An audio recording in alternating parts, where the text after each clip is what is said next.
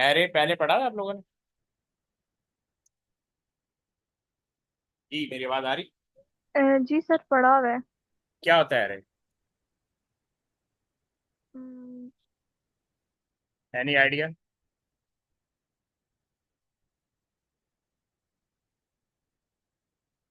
आप लोगों ने कंप्यूटर कहाँ से पढ़ा था? स्कूल में पढ़ा था रेगुलर या प्राइवेट?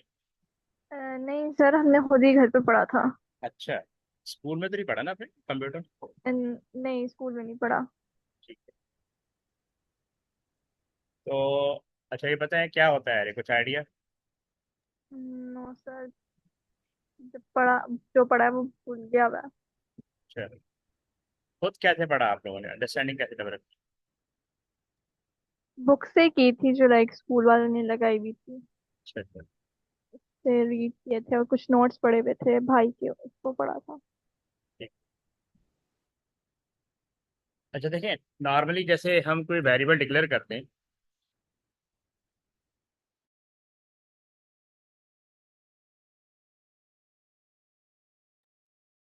जैसे हम एक वेरिएबल डिक्लेयर करते हैं, मैं जैसे नेम डिक्लेयर कर रहा हूँ, जैसे नेम है, मैं कहता हूँ नेम। अब नेम जो है, इसकी मैं इसको स्ट्रिंग, नेम आपका स्ट्रिंग होता है, ठीक।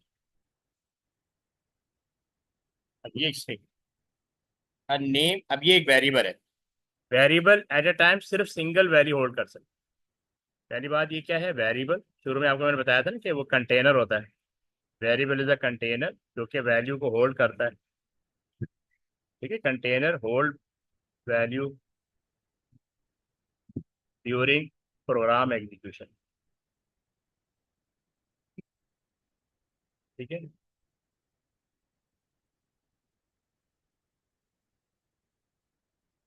ठीक है। अब होता यह है कि अगर आपकी क्लास में 30 स्टूडेंट्स हैं, तो 30 स्टूडेंट के नेम वेरिएबल मुझे डिक्लेयर करने पड़ेंगे। तो ये हो जाएगा डिफिकल्ट। तो मैं इसी वेरिएबल को एरे में कन्वर्ट कर सकता हूँ। यानी मैं कहूँगा ये नेम, ये स्क्वायर ब्रैकेट 0 से लेके 29। ठीक है। अब क्या होगा कि ये वाला वेरिएबल एरे बन गया। एरे कहते हैं list of element of same data type. ठीक है। एरे का मतलब क्या होता है? List of element of same data type. इनकी डेटा टाइप सेम होगी। अगर स्ट्रिंग है तो सारे स्ट्रिंग होंगे, अगर इंटीजर है तो सारे इंटीजर, और अगर फ्लोट है तो सारे फ्लोट होंगे। ये पॉइंट क्लियर है? तो आपको वेरिएबल और एरे का डिफरेंस क्लियर हुआ या नहीं? ये सिर्फ सिंगल वैल्यू होल्ड करेगा। ठीक है, सिंगल नेम। लेकिन अब मैंने 0 to 29, तो अब क्योंकि क्लास में 30 स्टूडेंट्स है, ठीक है, तो फिर तो फिर जो है बेसिकली, अब ये वाला वेरिएबल अब 30 स्टूडेंट के नेम को होल्ड कर सकते। अदरवाइज ये जो नेम वेरिएबल है ये मुझे 30 टाइम डिक्लेयर करना पड़ता है। अब अगर 300 स्टूडेंट होते हैं तो और डिफिकल्ट हो जाता। तो 300 दफा मुझे नेम वेरिएबल डिक्लेयर करना पड़ता, इसके बजाय मैंने उसका एरे बना दिया। एरे कहते हैं टेबल को, या list of element of same data type. ये पॉइंट क्लियर हुआ? जी सर। ठीक है। अब इसकी डिटेल में जाते हैं।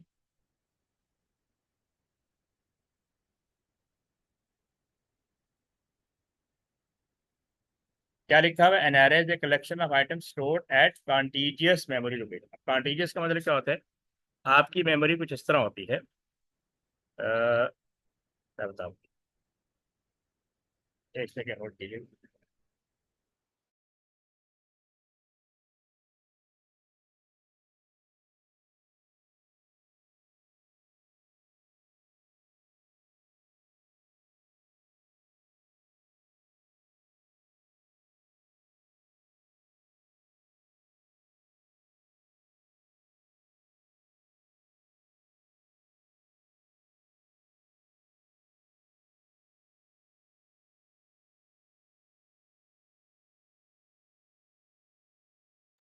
आपकी मेमोरी कुछ इस तरह होती है, मेमोरी कॉन्टिजियस सेल।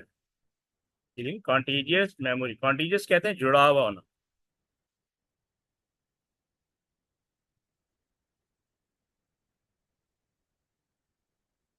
इस तरह थोड़ा छोटा हो गया।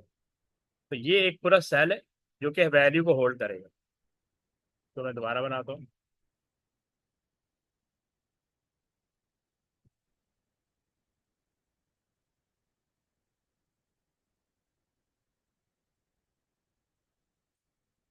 ये एरे है, फर्ज कर ले।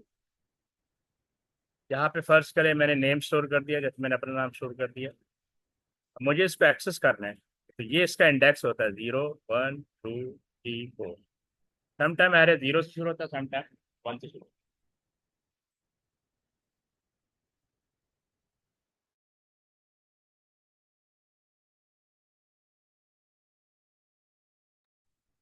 ओके, हमने अगर किसी एलिमेंट को एक्सेस करना है तो मुझे उसका इंडेक्स नंबर पता होना चाहिए। इंडेक्स क्या है? Position number. तो 0 पोजीशन पे ये स्टोर है।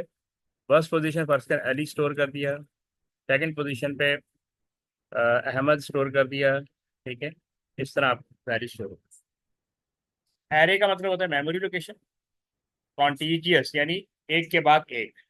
इट्स काइंड ऑफ इस तरह की मेमोरी लोकेशन, इसीलिए लिखा है array is a collection of items stored at contiguous memory location, step by step. The idea is to store multiple item of the same data type together. जैसे मैंने आपको बताया था, एरे जो होता है लिस्ट ऑफ एलिमेंट होता है with same data type. This makes it easier to calculate position of each element by simply adding an offset to a base value। तो वो पोजिशन नंबर की बात कर रहे हैं। जैसे अभी हमने आपको बताया था कि ये एरे इस तरह होता है। ठीक है, यहाँ पे वैल्यू स्टोर होती है और ये आपका इंडेक्स होता है। ठीक है, और इंडेक्स के थ्रू वैल्यू को एक्सेस करते हैं।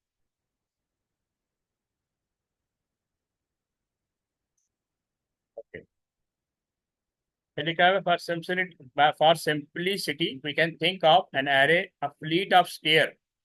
ये बिल्कुल स्टेयर की तरह होता है, where on each step is place a value. Here you can identify the location of any of your friends by simply knowing the count of the step they are on।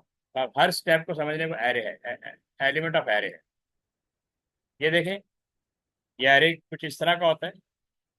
ये first index है, ये second index है। Index कहते हैं position number of element. ये third है, fourth है, ये फिफ्थ है, क्योंकि 0 से शुरू हो रहा है। ये सिक्स है, ये सेवन्थ है, ये एट्थ है, ये नाइन्थ है और ये 10th है। तो टोटल इसमें 10 एलिमेंट है। Array length is 10। एरे का साइज हमें डिटरमिन करना होता है कि कितने एलिमेंट हमने स्टोर करने हैं। और ये काइंड ऑफ एलिमेंट है जो कि ऑलरेडी 8 पोजीशन पे स्टोर है। ये पॉइंट क्लियर है? जी सर।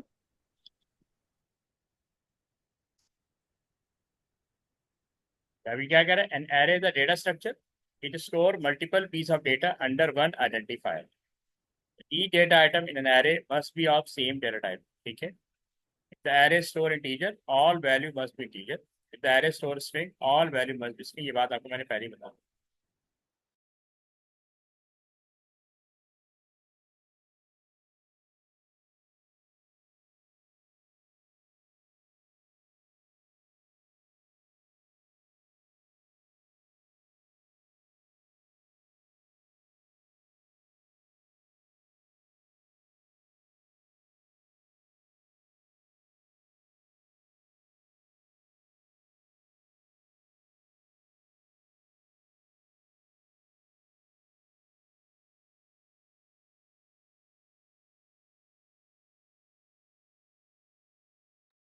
ठीक है, अच्छा एरे जो है ये 1D होता है और 2D होता है। 1D का मतलब होता है कि बेसिकली वन कॉलम मल्टीपल रोज। 1D एरे कुछ इस तरह का होता है। ठीक है, ये 1D एरे, तो इसमें मल्टीपल रोज है और सिंगल कॉलम होता है। 2D एरे अभी आगे आएगा। 2D एरे कुछ इस तरह होता है। ठीक है, चलिए मैं अभी बताता बाद में बताता हूँ, अभी फिलहाल 1D एरे पे फोकस करते हैं। ये 1D एरे।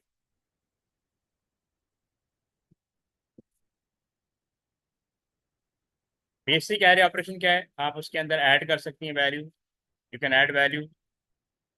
ठीक है, change value, remove value, deleting value. Array loop से ऑपरेट होता है। कॉनकैटिनेटिंग। ठीक है, कॉनकैटिनेट का मतलब होता है दो एलिमेंट्स को आपस में ऐड करना, ज्वाइन करना। स्लाइसिंग कहते हैं एक्सट्रैक्शन को, यानी एरे जो एरे का एलिमेंट है जैसे काइंड ऑफ स्ट्रिंग, स्ट्रिंग में से कैरेक्टर को एक्सट्रैक्ट करना, इसको हम कहते हैं स्लाइसिंग। ये इतना इंपॉर्टेंट नहीं है, लेकिन ये आपके ज़्यादातर इंपॉर्टेंट है, ऐड करना, डिलीट करना और लूप। एरे को डिक्लेयर करने का ये मेथड है कि आप सबसे पहले आपने डिक्लेयर लिखना है, नेम ऑफ एरे, बल्कि यहाँ पे देखें डिक्लेयर किया आपने, एरे का नाम, नंबर, आगे आपने कॉलन लगाना है, ठीक है, फिर आपने एरे लिखना है और उसके बाद एरे का साइज बताना है। अच्छा, ये होता है लोअर बाउंड, यानी एरे 1 से शुरू हो रहा है और 6 पे खत्म हो रहा है, ये अपर बाउंड होता है। ऑफ लिखना है और आगे उसके बाद इंटीजर लिखना है। एरे की डेटा टाइप लास्ट में लिखनी है। एरे इंटीजर हो सकता है, स्ट्रिंग हो सकता है, रियल हो सकता है, ठीक है, और क्या कहते हैं, फ्लोट हो सकता है। ठीक है, यहाँ तक क्लियर? जी sir.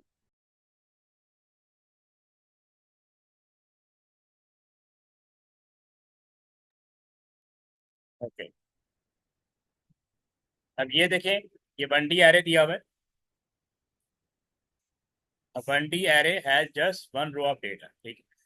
The best way to visualize an array is with a table। ये इसके इंडेक्स नंबर है, यानी पोजीशन नंबर, ठीक है, और ये डेटा एलिमेंट, एलिमेंट या डेटा दोनों बात, या वैल्यू का एक ही मतलब। अब जैसे यहाँ लिखा हुआ है, array has 5 spaces each with an index। First data item is at index 0 with a value of 10। The second data item is at index 1 with a value of 5। ठीक है, एरे कैन बी 0 इंडेक्स और 1 index depending on the programming language. मैंने आपको बताया था ना कि 0 से शुरू हो सकता है, 1 से शुरू हो सकता है। फिर लिखा है some array start indexing at 0 when other start at 1। तो bracket after the array identifier indicate the index you want to access. अच्छा देखें, ये एरे का नाम लिखा हुआ है, स्क्वायर ब्रैकेट में पोजीशन नंबर लिखा जाता है। एरे की 0 पोजीशन पे 10 स्टोर है। Access the first element in the array named array.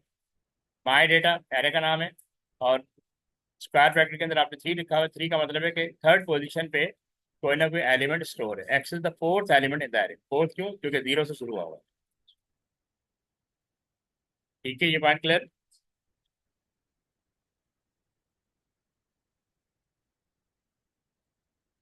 अच्छा, यहाँ पे देखें, you need to know the array identifier and the position where you want to store the data. Identifier कहते हैं नेम ऑफ एरे, यानी जैसे variable का name होता है, उसी तरह एरे का भी नाम होता है। अब यहाँ पे लिखा हुआ है store the colour red in the first position of the array name colour. Array का नाम कलर है, इसकी फर्स्ट पोजीशन पे हमने रेड को स्टोर कर दिया। अब रेड एक स्ट्रिंग वैल्यू है। अच्छा, डबल कोटेशन में जो कुछ होता है वो स्ट्रिंग होता है। सिंगल कोड के अंदर जो कुछ होता है वो कैरेक्टर होता है, सिंगल कैरेक्टर होता है। डबल कोटेशन में आप जो भी राइट करते हैं, दैट इज अ स्ट्रिंग। तो red is stored in array of 0 position. जी, ये क्लियर है? ये पॉइंट क्लियर है? जी सर। ठीक, आपकी आवाज बहुत लो आ रही है। जी सर, ठीक है। आप सही है। अच्छा, अब सेकंड एलिमेंट, अब जैसे यहाँ पे येलो दिया हुआ है, yellow another kind of string. अच्छा, एरो जो है असाइन करने के लिए होता है, ठीक है, स्टोर करने के लिए। कलर एरे का नाम है, ये उसकी सेकंड पोजीशन पे हमने येलो स्टोर कर। फर्स्ट पोजीशन 0 है और सेकंड पोजीशन 1 है। Store the number 20 in the 6th position of the array name number. जैसे हमने एरे का नाम नंबर है, ठीक है, उसकी 6th पोजीशन, ये क्योंकि एरे 0 से शुरू है तो 5th का मतलब 6th पोजीशन है, वहां पे आपने 20 स्टोर कर दिया। ये स्ट्रिंग थे, ये नंबर है। ठीक है, ये मेथड आप समझ रहे हैं, right to left, right to left हम डेटा स्टोर करते हैं। तो राइट साइड पे जो एलिमेंट होता है वो लेफ्ट साइड के वेरिएबल में डेटा स्टोर हो जाता है। अब दिखा हुआ है getting data out of an array, ठीक है। अब जैसे लिखा हुआ to access data in array. Access का मतलब है ना, जो एलिमेंट हमने एरे में स्टोर करवाए थे अब हम उनको एक्सेस करना चाह रहे हैं। तो to access data in an array you need to know identifier and the position of the data you want, ठीक है। Okay, this will be a value, so you need to do something with this value, example store it in a variable। अच्छा, access करने के लिए आप कोई print command या output command use करेंगे, जैसे हमने यहाँ पे, क्योंकि हमने शो कराना है। एक्सेस करने का मतलब है कि आप इसको शो कराना चाह रहे हैं, तो आपने आउटपुट लिखा, ठीक है, स्मॉल ब्रैकेट के अंदर एरे का नाम लिखा, और स्क्वायर ब्रैकेट के अंदर आपने एरे का पोजीशन नंबर लिखा। तो जीरो पोजीशन पे जो भी कलर है, जैसे हमने रेड स्टोर करवाया था, वो डिस्प्ले हो जाएगा, वो यहाँ पे आपके रेड यहाँ पे स्क्रीन पे आ जाएगा। ये पॉइंट क्लियर कि how to get and how to access. तो ये बेसिकली जी रेड सर। डिस्प्ले, ठीक है, रेड डिस्प्ले हो जाएगा। ओके। अब फिर देखें एक और method, store the second value in the array colour in a variable. अब मैंने कलर की सेकंड पोजीशन पे जो भी एरे का एलिमेंट था, वो मैंने एक और वेरिएबल में स्टोर कर दिया, द कलर। और द कलर को अब मैं शो करा दूंगा आउटपुट कमांड से, ठीक है। एग्जाम्पल 3 दी हुई, add 10 to the third value in the array number. तो 10 एक वैल्यू है, उसको मैंने ऐड करना है, नंबर एरे का नाम है, उसकी थर्ड पोजीशन पे जो भी वैल्यू, उसमें 10 ऐड हो जाएगा, और वैल्यू में ऐड करने के बाद वैल्यू इज अ वेरिएबल, वहां पे मैं इसको स्टोर करवा दूँ। ये पॉइंट क्लियर।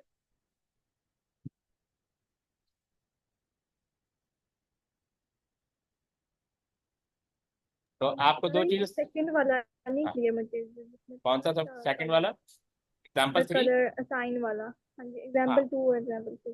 देखिए ये दोनों सेम है, एग्जाम्पल 2 एग्जाम्पल 3 दोनों सेम है। हम कर क्या रहे हैं, ये एरे का नाम है, ठीक है, और एरे की सेकंड पोजीशन पे जो एलिमेंट पड़ा हुआ है, दैट इज येलो, याद है येलो स्टोर करवाया था, वो हम कलर वेरिएबल में, दी कलर वेरिएबल, हमने एक वेरिएबल बनाया जिसका नाम है द कलर, ठीक है, उसके अंदर स्टोर कर रहे हैं। अब इसमें स्टोर तो हो गया, लेकिन आगे उन्होंने बनाया हुआ नहीं था कि हम इस तरह कमांड यूज करेंगे, आउटपुट दी कलर। तो कलर, ठीक है, आउटपुट दी कलर, ठीक है, कलर में जो कुछ होगा वो शो हो जाएगा। अभी सिर्फ इन्होंने ये बताया कि एरे से, एरे में एक आइटम पड़ा हुआ है, एरे की सेकंड पोजीशन पे एक वैल्यू पड़ी हुई, दैट इज येलो, और वो हमने दी कलर यानी एक और वेरिएबल में स्टोर कर दिया, यानी ट्रांसफर कर दिया, दैट्स इट, और कुछ भी नहीं किया। ये लिखा ना, store the second value in the array colour in the variable, in a variable, variable का नाम क्या है, द कलर। अब क्लियर। जी सर। देखिए यहाँ पे भी यही हो रहा है, 10th एक नंबर है, उसको हमने ऐड करना है नंबर एरे की थर्ड पोजीशन पे। अब क्यों, क्या है third position of number array, वहां कोई वैल्यू पड़ी होगी, और वो जो भी वैल्यू पड़ी, फर्स्ट के लिए 5 पड़ा हुआ है या 20 पड़ा हुआ है, अगर 20 पड़ा है तो 10 + 20 30 हो जाएगा, और 30 वैल्यू में स्टोर हो जाएगा। Got the point. जी sir. Using variable as indices, indices index की जमा है, इंडेक्स का मतलब होता है पोजीशन नंबर, यानी जिसके थ्रू हम एरे के एलिमेंट को एक्सेस करते हैं या स्टोर करते हैं। जैसे यहाँ लिखा हुआ है, the index in the array might be a variable that store a number, ठीक है। तो इंडेक्स को, अब यहाँ पे कह रहा है ask the user which array element to output from the array colour. अच्छा, वहां पे हम डायरेक्टली यानी एक्सेस कर रहे थे या गेट कर रहे थे, अब यहाँ पे आपसे इनपुट ले रहा है, ठीक है, यहाँ पे आउटपुट कमांड है, और आपसे कहा जा रहा है enter the array element you want to output, कौन सा एलिमेंट आपने शो करवाना है। आपने कहा इनपुट, इनपुट कमांड है, टू आउटपुट एक वेरिएबल है, ठीक है, यहाँ पे इन्होंने आउटपुट, टू आउटपुट के नाम से एक वेरिएबल बना दिया। मैं यहाँ पे वैल्यू इनपुट करूंगा, और वो इस एरे कलर की एरे पे, फर्ज करें मैंने 0 लिखा, ठीक है, तो 0 पोजीशन पे, यहाँ पे 0 होगा, 0 पोजीशन पे जो भी कलर होगा वो डिस्प्ले हो जाएगा, यानी मैंने वेरिएबल और एरे को एक साथ यूज कर रहा हूँ। यहाँ पे यूजर से पूछा जा रहा है कि आप एरे, एरे से क्या डिस्प्ले कराना चाह रहे हैं, enter the array element you want to output. जैसे हमारे एरे का नाम कलर है, कलर में हमने डिफरेंट कलर स्टोर किए हुए, मैंने कहा येलो या रेड, वो शो कर दो। तो यहाँ पे फर्स्ट को मैंने रेड लिखा, ठीक है, यहाँ पे मैंने रेड लिखा, अब वो रेड आ गया, अब वो आउटपुट कमांड शो करेगी, एरे एरे की पोजीशन पे जाएगा, और वहां पे जो भी कुछ भी लिखा होगा, रेड लिखा होगा तो रेड को शो कर देगा, येलो लिखेंगे येलो शो कर देगा, ठीक है। ये पॉइंट क्लियर।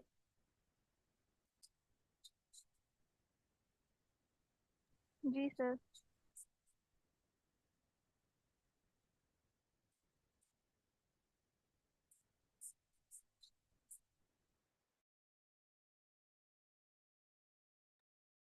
एरे जो होता है उसके अंदर मल्टीपल वैल्यूज होती हैं, इसलिए उसको ऑपरेट करने के लिए हमें लूप की जरूरत पड़ती है। याद रखें, एरे हमेशा, अगर हमने एरे के अंदर वैल्यू इंसर्ट करनी है तो भी लूप इस्तेमाल करेंगे, और अगर इसमें से वैल्यू शो करानी तो भी आपको लूप इस्तेमाल करना, क्योंकि एक से ज्यादा वैल्यू हैंडल करने के लिए हम लूप को यूज करते हैं।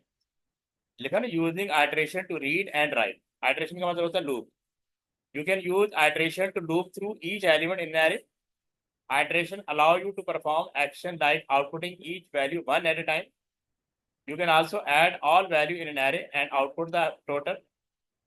A count control loop is ideal for iterating through array. ठीक है, काउंट कंट्रोल का मतलब फॉर लूप है। यहाँ पे काउंट कंट्रोल का मतलब क्या है? For loop. फॉर लूप क्यों इसके लिए आइडियल है? क्योंकि एरे का साइज हमें पता है, और फॉर लूप में भी हमें एरे का, फॉर लूप में भी हमें पता होता है number of iteration, fix number of iteration move करता है। यानी हमें इतने एलिमेंट, यानी जितने टाइम मैंने उसको आइटरेट करवाना है मैं ऑलरेडी वहां पे डिफाइन कर देता हूँ, इसलिए अकाउंट कंट्रोल का मतलब होता है फॉर लूप। काउंट कंट्रोल का मतलब फॉर लूप की बात कर। Count control loop are effective because you know the number of value to process और स्टोर इन द वैल्यू। यानी आपको पहले से पता है कि कितनी वैल्यू आपने इंसर्ट करनी है, कितनी वैल्यू आपने गेट करनी है। अब जैसे आप एग्जांपल दी हुई कलर के नाम से, output all 10 element in the array colour. अब कलर ये एरे का नाम है, उसमें 10 एलिमेंट स्टोर है। ठीक है, अब मैंने लूप चला दिया फॉर काउंट 0 to 9। ठीक है, तो ये लूप चलेगा 0 to 9।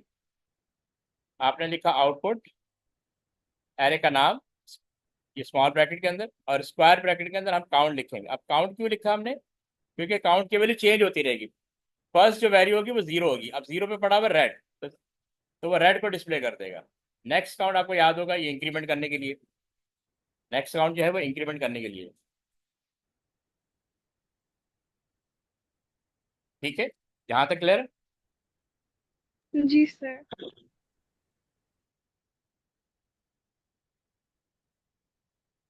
अब यहाँ पे ask the user to input 20 number and store each in the array numbers। ठीक है, अब यहाँ पे इनपुट लिया जा रहा है। हमने एक लूप चलाया फॉर काउंटर 0 to 90।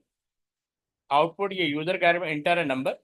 उसके बाद मैंने इनपुट लिखा, एरे का नाम लिखा, और स्क्वायर ब्रैकेट के अंदर काउंटर, जो वेरिएबल लूप का होगा वही एरे का वेरिएबल होगा। इस ये काउंटर लिखने का मतलब है इंडेक्स। जैसे मैं अभी यहाँ पे बनाता हूँ, यानी यहाँ पे मैंने कहा, इसने कहा इंटर अ नंबर, तो मैंने कहा 20। अब 20 कैसे स्टोर होगा? अब ये एक एरे है, फर्स्ट के लिए एक एरे, इस एरे का नाम है नंबर। मैं यहाँ पे नंबर लिख देता हूँ।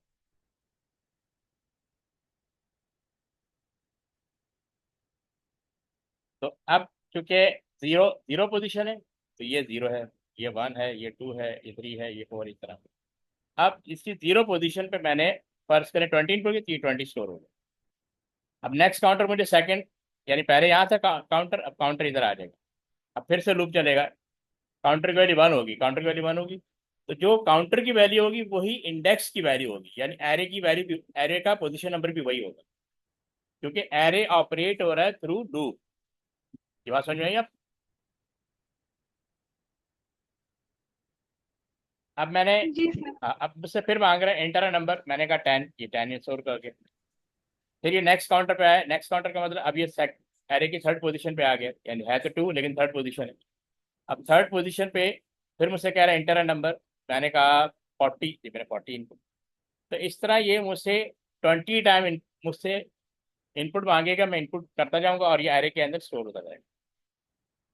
तो काउंटर क्या करता है बेसिकली?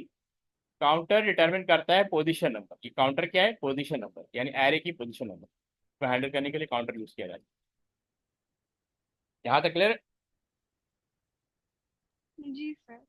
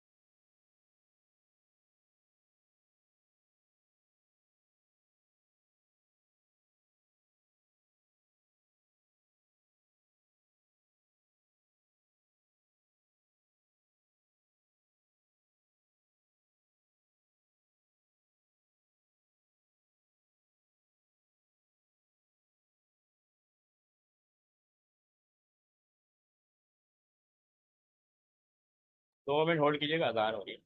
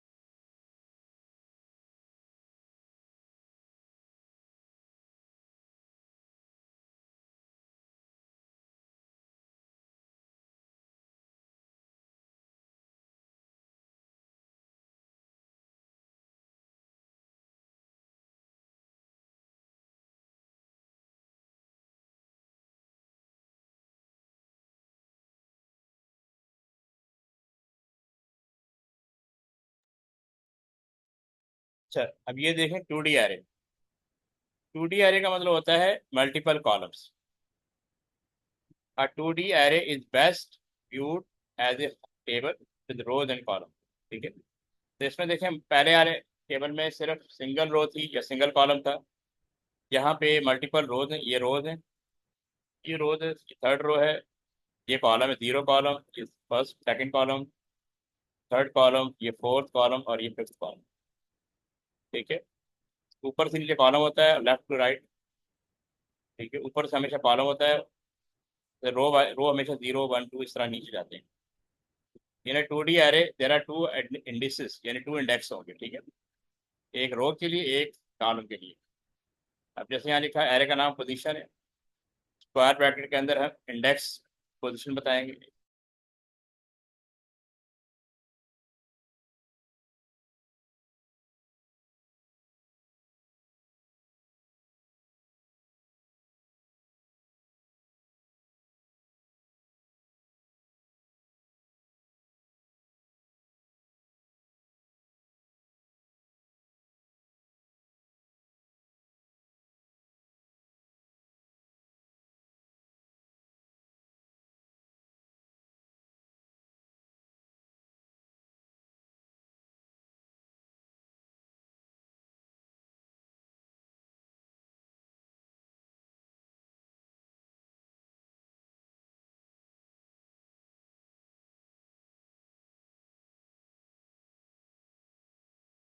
ओके, तो बेसिकली 2D एरे में क्या होता है, मल्टीपल रोज होती है और मल्टीपल कॉलम होते सर हैं। कॉलम लेफ्ट टू राइट होता है? ये असल में कॉलम ऊपर से देखते हैं, ये कॉलम 1 है, अच्छा ठीक ये है। 2 है, ये सॉरी इंडेक्स नहीं, ये कॉलम 1 है जो 0 लिखा हुआ है, ये 2 है, ये 3 है, ये 4 है और ये 5। चाहते हैं हम लेफ्ट टू राइट ही हैं। ठीक है, कॉलम का मतलब लेफ्ट टू राइट, और रो ऊपर ओके से नीचे है, लेकिन रो को व्यू ऐसे करते हैं, ऐसे, ये रो है, ये भी रो है और ये भी रो है। ठीक है। ठीक है, अब देखिए यहाँ पे 0 0 लिखा हुआ है। इसका सम टाइम होता है रो पहले, जैसे फर्स्ट के लिए ये रो है, ये रो का इंडेक्स है, यानी रो 0 और कॉलम 0, उस जगह पे हमने 10 स्टोर किया हुआ है। या ऐसे भी हो सकता है कॉलम पहले रखते हैं और रो बाद में। ठीक है, अब देखो ये 10 यहाँ पे स्टोर है, रो 0 कॉलम 0। अब 7 कहाँ स्टोर है, रो 0 कॉलम 2। नहीं, अब इन्होंने ना कॉलम पहले लिया हुआ है, यानी कॉलम 0, ये कॉलम 0 है और रो 2 तो 7 स्टोर। ठीक है, और 24 स्टोर है कॉलम 4, कॉलम 4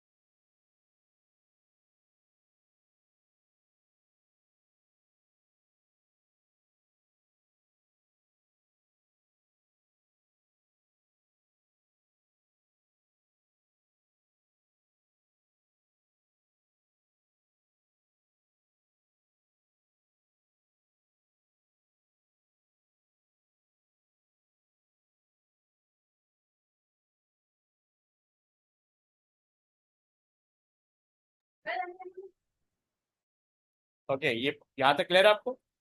2D अरे। जी सर। अच्छा, अब ये देखें, you need to know which position that is both indices across and the down. बहरहाल ये रेड स्टोर करना है, ये एक एलिमेंट है जो रेड स्टोर करना है किस पोजीशन पे, कलर की जीरो, जीरो कॉलम जीरो रो, या जीरो रो जीरो कॉलम, कोई भी आप अरेंजमेंट कर सकते हैं। इसी तरह ये 10 स्टोर हो रहा है, एरे का नाम डेटा है, इसकी फोर्थ रो पे और थर्ड कॉलम पे स्टोर हो, ये स्टोर करने का तरीका है। तो आपको रो नंबर और कॉलम नंबर दोनों देने होंगे किसके अंदर, बट 2D एरे के अंदर। यहाँ तक क्लियर?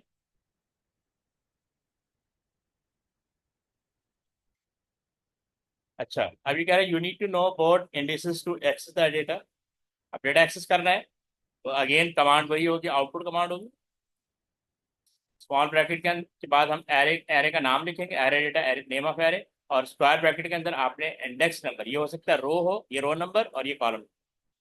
अगर फर्स्ट करें 4 is the row number, 1 is the column number, यानी रो फोर्थ पे कॉलम फर्स्ट पे ये वाला element 5, sorry element 5 and cross 1, तो मतलब ये तो ये फर्स्ट कर लें, ये ले रहा है रो को और ये है कॉलम्स। तो वहाँ जो भी डाटा पड़ा हुआ है उसको आप शो करा, इस पोजीशन पे जो भी डाटा रखा हुआ है उसको आप क्या करा, शो करा, ये पार्ट। ठीक है,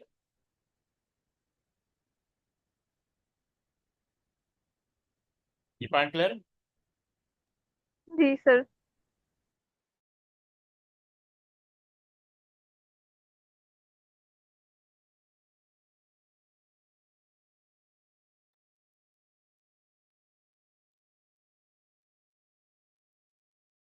ये एक और एग्जांपल दी हुई कि ये एरे का नाम है, हम यानी एरे से वेरिएबल में डाटा कैसे स्टोर कराते हैं।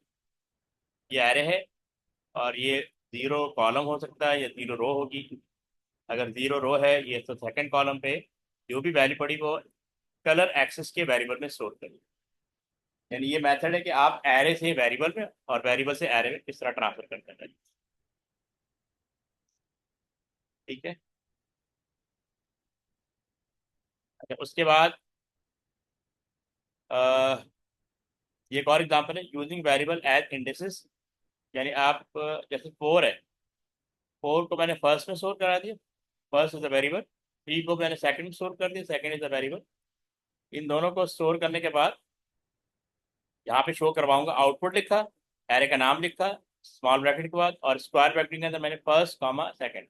तो फर्स्ट क्या है, ये इंडेक्स का नंबर, ये 4 और ये 3। ये 4 हो सकता है रो नंबर हो और 3 माइट बी कॉलम। तो हमने इंडेक्स को वेरिएबल में कन्वर्ट कर दिया। तो इंडेक्स की वैल्यू को हमने किसी वेरिएबल में स्टोर करके, और यहाँ पे डायरेक्ट नंबर लिखने के बजाय वेरिएबल का नाम लिख, तो ये मेथड भी है डेटा शो कराने का। अब इस पोजीशन पे जो भी वैल्यू पड़ी होगी वो शो हो जाएगी। kind of। सर हाँ, 4 और ये 3 उसकी वैल्यू स्टोर थी। नहीं, 4 जो है ना इंडेक्स नंबर है, 4 है पोजीशन नंबर, यानी फर्स्ट करें रो नंबर है, और 3 अच्छा कॉलम। हमने पहले इनको वेरिएबल में स्टोर कर दिया और उन वेरिएबल को एज ए इंडेक्स यूज कर दिया। अच्छा ओके।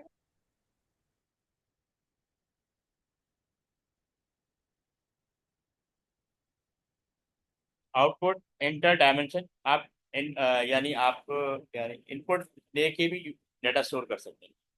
वहाँ पे हम डायरेक्ट वैल्यू स्टोर कर रहे थे, यहाँ पे हम डायनेमिक वे में डिफरेंट वैल्यू इनपुट करवा सकते हैं। Input index 1, input index 2। ठीक है, तो हम यहाँ पे इनपुट ले रहे हैं। अब ये एरे है, एरे के इंडेक्स 1 पे और इंडेक्स 2 पे जो भी आपने वैल्यू, यहाँ पे कोई भी वैल्यू इनपुट की, फर्ज करें मैंने ये तो इंडेक्स 4, फर्ज करें रो नंबर 4 और कॉलम नंबर 3। ठीक है, तो जो वैल्यू है वो वेरिएबल डेटा में स्टोर करो। यानी इस पोजीशन पे मैंने पोजीशन नंबर डायरेक्ट इनपुट किया है, ठीक है। और जो भी वैल्यू आप पढ़ेगी array data variable, data is a variable name, वहाँ पे डेटा स्टोर करवाए, उसके बाद मैं इसको शो ऑफ करवा, is another way how to access element. अच्छा, अब एक चीज याद रखनी है कि जो 2D एरे है इसके अंदर अ, एक दो लूप स्पान होंगे, यानी नेस्टेड लूप। आप लोगों ने नेस्टेड लूप पढ़ा हुआ है? लूप यानी दो मल्टीपल लूप्स यूज होंगे, यानी लूप विद इन लूप। एक रो को ऑपरेट करेगा और एक कॉलम को ऑपरेट करेगा, एक रो को ऑपरेट करेगा और एक सर हमने सिर्फ नेस्टेड इफ पढ़ा हुआ है, नेस्टेड लूप नहीं पढ़ा हुआ। हाँ, नेस्टेड लूप का मतलब होता है loop with in loop, loop with in loop. भाई अब फिलहाल इसमें देख लेते हैं कि एक एक लूप जो है वो रो को हैंडल करेगा और एक लूप जो है वो कॉलम को हैंडल करेगा। अब जैसे यहाँ पे दिया हुआ है, due to the two dimension you need two nested loop to read through all the data element. If you think about the table again, one loop goes through columns and one loop goes through rows. एक loop column को handle करेगा और एक loop रो को handle करेगा, ठीक है। ये है, फर्ज करें अब यहाँ पे दिया है the first loop will check row two, the column will change from 0 1 2 3, the row will stay the same at 1। अच्छा, होता है ये कि फर्ज करें कि अगर फर्स्ट लूप हमने रो के लिए सेट किया हुआ है और सेकेंड लूप हमने कॉलम के लिए सेट किया हुआ है, तो रो 0 पे रहते हुए पहले ये 5 कॉलम को रीड करेगा जब तक। अच्छा, ये होता है इनर लूप, एक आउटर लूप होता है, एक इनर लूप होता है। वो लूप जो रो को हैंडल कर रहा है वो आउटर लूप होगा, वो लूप जो कॉलम को हैंडल कर रहा है वो इनर लूप होता है। इनर लूप जब तक खत्म नहीं हो जाता है, यानी कॉलम का लूप जब तक खत्म नहीं होता है, रो चेंज नहीं होगी। जब नंबर ऑफ आइटरेशन कंप्लीट हो जाएगी कॉलम्स की, ठीक है, उसके बाद रो चेंज होगी। यानी रो 0 पे रहते हुए ये कॉलम्स को देख रहा है, फिर रो जब ये कॉलम की आइटरेशन खत्म हो जाएगी, कॉलम का लूप बाहर आएगा, तो उसके बाद इंडेक्स 1 पे जाएगा और ये नंबर ऑफ कॉलम्स को आइटरेट करेगा या हैंडल करेगा, ठीक है। और उसके बाद इंडेक्स 2 पे जाएगा, रो यहाँ से फिर रो चेंज होगी। तो जब तक नंबर ऑफ कॉलम कंप्लीट नहीं हो जाते तब तक रो चेंज नहीं होगी, ठीक है।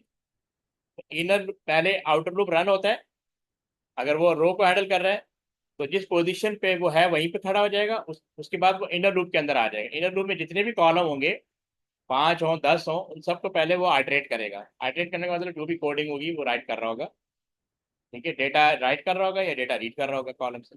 ये दो चीज़ें होती है। तो जितने भी कॉलम होंगे, 5 होंगे, फर्स्ट लिस्ट के 5 है, 5 टाइम वो लूप चलेगा इनर लूप, फिर वो बाहर आएगा। जब वो बाहर आ जाएगा तो फिर उसके बाद आउटर लूप दोबारा चेंज चेंज होगा, ठीक है। ये पॉइंट क्लियर है? जी सर। अब देखें ये इसका स्ट्रक्चर दिया हुआ, data array has 10 element by 3 element, output all of the element in the array. Output करना है मतलब शो एक्सट्रैक्ट करना है। अब देखिए पहला लूप चलाया ना रो के लिए, फॉर रो 0 to 2, यानी 3 रोज हैं और 10 कॉलम्स हैं। अब ये देखें कि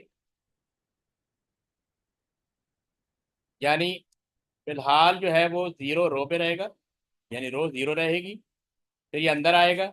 अब ये फॉर कॉलम 0 to 9, अब ये 0 to 9 टाइम चलेगा, 0 to 9 टाइम ये चलेगा, ठीक है। और आउटपुट करता रहेगा डेटा एरे, एरे का नाम है कॉलम कॉमा रो, इस पोजीशन पे जो भी वैल्यूज होंगी वो आउटपुट करता रहेगा। रो 0 कॉलम 1, रो 0 कॉलम 2, रो 0 नहीं सॉरी, रो 0 कॉलम 0, रो 0 कॉलम 1, रो 0 कॉलम 2, रो 0 कॉलम 3, इस तरह ये चलता रहेगा, 10 कॉलम तक आइटरेट करता रहेगा, ठीक है।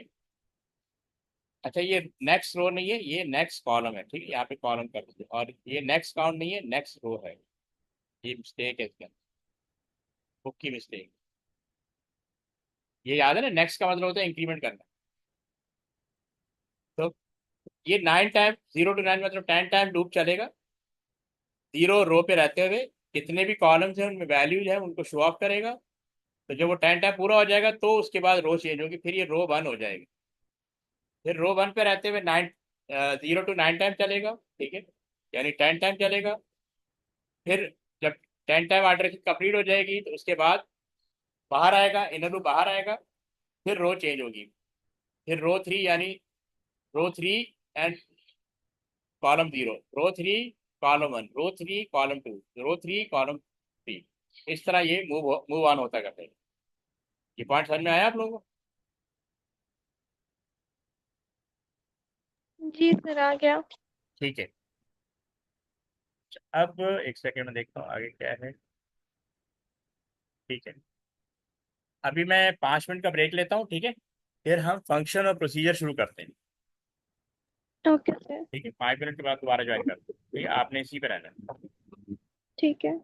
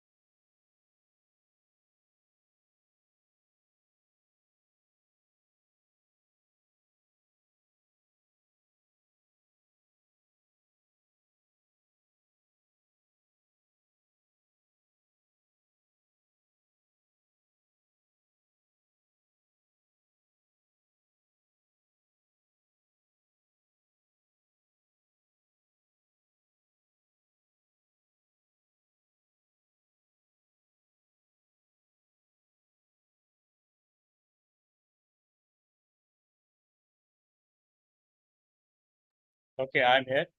आप लोग हैं? जी सर। ठीक है। अब हम चलते हैं फंक्शन एंड प्रोसीजर की तरफ।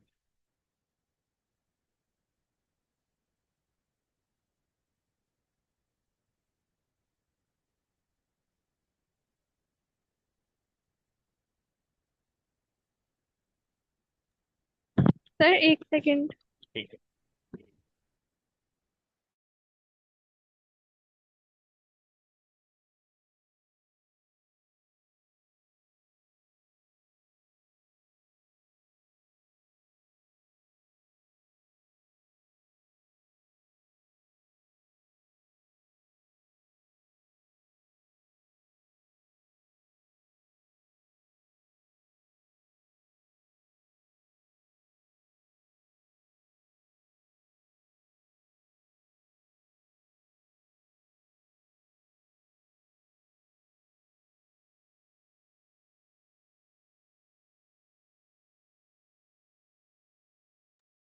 जी सर आ गया।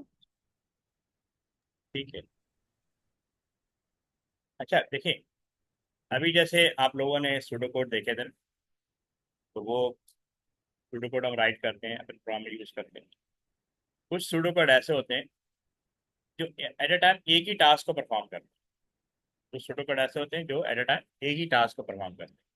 और ये हमारी रिक्वायरमेंट भी होती है कि हम सूडो कोड में ऐसे सूडो कोड को हम कहते हैं सब रूटीन।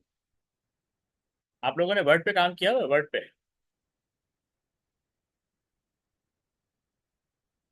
हेलो, मेरी आवाज आ रही? जी सर किया हुआ है। अच्छा, उसमें आप लोगों ने देखा होगा बोल्ड। एक कमांड है बोल्ड। बोल्ड क्या करता है? आपके टेक्स्ट को हाईलाइट कर देता है ना। जी सर। हम क्या करते हैं, एक टेक्स्ट को टाइप करते हैं, उसको सिलेक्ट करते हैं और बोल्ड पे क्लिक करते हैं, तो आपका टेक्स्ट बोल्ड हो जाता है।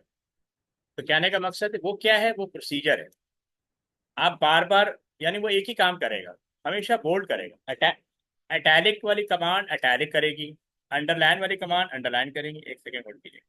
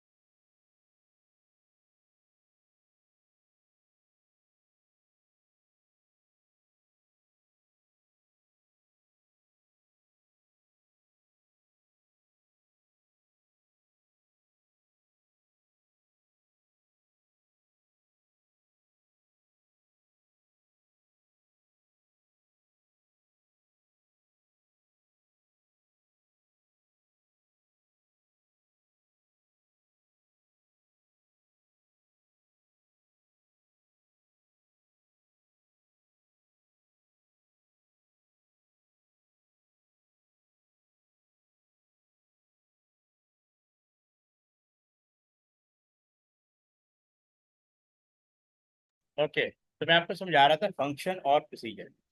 ये काइंड ऑफ कोड होता है जिसको हम मैनी टाइम यूज करते हैं। ये लिखा ना, procedure and function are defined once and can be called many time within a program, इसको हम कहते हैं रीयूजेबिलिटी। देखिए ना, बोल्ड का काम क्या है, बोल्ड टेक्स्ट को बोल्ड कर देना। अटैलिक का काम क्या है, टेक्स्ट को अटैलिक कर देना। अंडरलाइन का काम क्या है, टेक्स्ट को अंडरलाइन कर देना। अब इन दोनों में, प्रोसीजर में, फंक्शन में मेन डिफरेंस क्या है? वैसे दोनों का काम एक ही है कि ये दोनों रीयूजेबिलिटी के लिए यूज होते हैं। रीयूजेबिलिटी कॉन्सेप्ट है, रीयूजेबिलिटी काइंड ऑफ थिंग, कि आप इसको बार बार यूज कर रहे हैं मैनी टाइम। आप एक ही ध्यान में रखें, प्रोसीजर वैल्यू रिटर्न नहीं करता, फंक्शन वैल्यू रिटर्न करता है। बस ये मेन डिफरेंस। जैसे लिखा है, there are often similar task, ये सिमिलर टास्क के लिए बनाए जाते हैं, to perform that make use of the same group of statement. Similar task के लिए हम एक दफा एक कोड बना देते हैं और जब भी हमें इसकी जरूरत होती है उसको हम कॉल कर लेते हैं। अब ये कह रहा है, many programming languages make use of subroutines also known as name, procedure और फंक्शन, तो instead of repeating these statements. ठीक है, अब procedure is a set of programming statement group together under a single name that can be called to perform a task at any point in a program। अब वो जो word के अंदर board होता है, टैलिक होता है, वो क्या है, प्रोसीजर्स है। वो कोई वैल्यू रिटर्न नहीं करे, बस आते हैं, अपना टास्क परफॉर्म करके चले जाते हैं। ठीक है, जिसके लिए उनको असाइन किया गया है ये। ठीक है, तो वो है प्रोसीजर। इसी तरह फंक्शंस होते हैं कि जब हमने कोई वैल्यू स्टोर करनी हो किसी बेस, किसी लेवल पे, तो फिर हम फंक्शन यूज करते हैं, क्योंकि ये वैल्यू प्रोड्यूस करता है और उस वैल्यू को हम कहीं स्टोर कर लेते हैं किसी वेरिएबल के अंदर। A function is a set of programming statement grouped together। देखिए दोनों की डेफिनेशन सेम है, under a single name. Name का मतलब फंक्शन का नाम या प्रोसीजर का नाम। That can be called to perform task any time in a program. देखिए यहाँ तक दोनों की डेफिनेशन सेम है, अगर आप पढ़ें तो दोनों की डेफिनेशन सेम है। अब function return a value back to the main program. अच्छा हाँ, हम जितने भी प्रोग्रामिंग को लैंग्वेज यूज करते हैं उसके अंदर एक मेन फंक्शन होता है, मेन। जैसे कॉलेज का प्रिंसिपल होता है, स्कूल का प्रिंसिपल होता है, that is the main person who can call anybody to perform a task. इसी तरह आपकी प्रोग्रामिंग लैंग्वेज के अंदर जो जो हम प्रोग्राम बनाते हैं उसके अंदर एक मेन फंक्शन होता है। अब मेन फंक्शन सारे काम खुद नहीं करेगा, वो सारे काम दूसरों से लेगा। दूसरों से लेने के बाद कुछ बिल्ट इन फंक्शन होंगे और कुछ यूजर डिफाइंड फंक्शन होंगे। अभी जो हम पढ़ रहे हैं यूजर डिफाइंड फंक्शन पढ़ रहे हैं, कि हम अपने फंक्शन खुद बनाएंगे, लेकिन फंक्शन हो या प्रोसीजर हो, वो काम एक ही करेगा। तो इसमें फर्क ये है, function return a value back to the main program. जो मेन प्रोग्राम होता है या मेन फंक्शन होगा उसको ये वैल्यू रिटर्न करेगा, प्रोसीजर वैल्यू रिटर्न नहीं करता है। इसके अंदर अब कुछ टेक्निकल टर्म्स यूज होती है, जैसे parameter are the variable that store the value of the argument. ठीक है, पास टू अ प्रोसीजर और function. Some procedure and function will have parameter. Parameter कहते हैं वेरिएबल का, यानी ये फंक्शन अपनी वैल्यू कैसे ट्रांसफर करेंगे, ये थ्रू पैरामीटर करेंगे। पैरामीटर का मतलब होता है वेरिएबल समझ लें या इनपुट समझ लें। यहाँ तक पॉइंट क्लियर? जी सर, बट सर ये जो कहते हैं कि फंक्शन वैल्यू रिटर्न कर सकते हैं लेकिन प्रोसीजर नहीं कर सकते, तो इसकी कोई एग्जांपल है? अभी आगे एक तो मैंने आपको एग्जांपल दी ना, बोल्ड की, इटैलिक की और अंडरलाइन। बोल्ड क्या करता है, आपके टेक्स्ट को बोल्ड कर देता है, और कोई काम करता है क्या? कोई वैल्यू रिटर्न कर रहा है वो? No sir. बस, तो उसका काम क्या है, बोल्ड करना। हमने उसका प्रोग्राम कोड इस तरह लिखा है क्योंकि बोल्ड मुझे मैनी टाइम करना है, तो मैं बार बार बोल्ड का कोड नहीं राइट करूंगा ना। मैंने एक ही दफा बोल्ड करने का कोड राइट कर दिया, अब मैं सिर्फ उसे कॉल करता हूँ। प्रोसीजर को कॉल किया जाता है, ठीक है, प्रोसीजर को कॉल किया जाता है। अब मैं उसको कॉल करता हूँ, उसमें कहता हूँ इधर आओ और अपना काम करो, उसके बाद चलेगा। बस, मैंने बोर्ड को कॉल किया, उसने मेरे टेक्स्ट को बोल्ड कर दिया और चला गया। मैंने अंडरलाइन को कॉल किया, अंडरलाइन ने आपके टेक्स्ट को अंडरलाइन कर दिया और चला गया। वो कोई वैल्यू रिटर्न नहीं कर रहा है, ठीक। लेकिन जब हमको वैल्यू रिटर्न करवानी हो तो उसके लिए फिर फंक्शन यूज करेंगे। अभी आगे आएंगे, ये चीज आगे आएगी। ये इसका सिंटैक्स दिया हुआ है, a procedure run the code inside it and does not return a value. The structure of procedure, सबसे पहले आप प्रोसीजर लिखेंगे, फिर प्रोसीजर का नाम लिखेंगे और ये स्मॉल ब्रैकेट लिखेंगे। अच्छा, ये प्रोसीजर विद पैरामीटर और विदाउट पैरामीटर होता है, ठीक है। अभी ये विदाउट पैरामीटर है। पैरामीटर कहाँ डिफाइन करते हैं, ये जो दो ब्रैकेट बनी है ना, ये ब्रैकेट इसके अंदर करते हैं। वो आगे आएगा कि पैरामीटर कैसे डिफाइन करते हैं। अब ये लिखा आपने, अच्छा पहले का लिखना है प्रोसीजर और उसके नीचे क्या आएगा, एंड प्रोसीजर। ये देखिए, और इन दो ये हेडर होता है, ये एक तरह से क्या बोलते हैं, इस पर फुटर बोलते हैं। और ये हेडर और फुटर के दरमियान कोड होता है, जो आपकी लॉजिक होती है या जो भी आपने लाइन ऑफ कोड लिखा होगा, ये 2 लाइनों का हो सकता है, ये 10 लाइनों का हो सकता है, 20 लाइनों का हो सकता है। ठीक है, प्रोसीजर, ये प्रोसीजर है। ये बनाने का पर्पज क्या है कि हमने कोई एक टास्क को कंटिन्यूसली परफॉर्म करवाना हो तो हम उसका प्रोसीजर बना दें। जैसे बोल्ड हो गया, अंडरलाइन हो गया, अंडर। फर्दर दिया हुआ definition and use of procedure and function with और विदाउट पैरामीटर। तो ये विद पैरामीटर होता है या विदाउट पैरामीटर। अब जैसे लिखा procedure without parameter, here example of procedure without parameter pseudocode. Without parameter मतलब यहाँ पे इन्होंने ब्रैकेट नहीं लगाई, ब्रैकेट आती है लेकिन इसके अंदर कोई पैरामीटर नहीं। पैरामीटर का मतलब होता है इनपुट या वेरिएबल। अच्छा देखिए, हमने एक प्रोसीजर बना दिया आउटपुट। अब ये क्या बोलते हैं, आउटपुट शो करने का फंक्शन है। ये क्या करेगा, आपकी स्क्रीन पे स्टार शो करेगा एवरी टाइम। जब भी मैं स्टार पे लिख के कॉल करूंगा ना, जैसे मैंने लिखा call star, the procedure can then be called in the main part of the program as many times as it is required in the following way। तो मेन प्रोग्राम के अंदर मैं इसको कॉल करूंगा। ये समझे, ये पूरा प्रोसीजर डेफिनेशन है। मैंने एक प्रोसीजर बना दिया स्टार के नाम से। इसको मैं जब भी कॉल करूंगा, ये जितने भी स्टार है ना आपकी स्क्रीन में प्रिंट हो जाएंगे एवरी टाइम। ठीक है,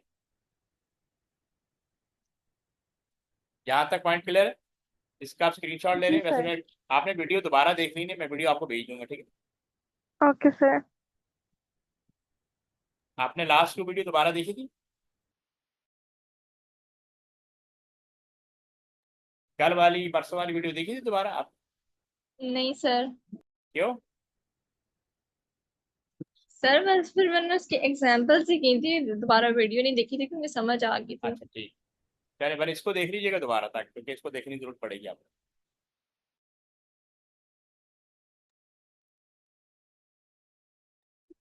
ओके, अब नेक्स्ट, अब यहाँ पे देखें, अब procedure to output the number 1 to 10। अब देखिए, अगर आपको याद हो, हमने ये प्रोग्राम किया था फॉर लूप के अंदर कल, याद आ रहे? कल हमने ये प्रोग्राम किया था। जी जी किया था सर। अब देखिए, इसी प्रोग्राम को हमने प्रोसीजर के थ्रू कर रहा है। प्रोसीजर क्या कर रहा है, प्रोसीजर को सिर्फ कॉल किया जाएगा और ये प्रोग्राम जितनी बार आपने चलाना उसको चला देगा। तो क्या देखिए, यहाँ पे मैं कॉल कर रहा हूँ आउटपुट, पूरे प्रोसीजर का नाम है आउटपुट 1 to 10, ये प्रोसीजर का नाम है। और ये विदाउट पैरामीटर है। पैरामीटर का मतलब है तो मैं कोई वैल्यू पास नहीं कर रहा।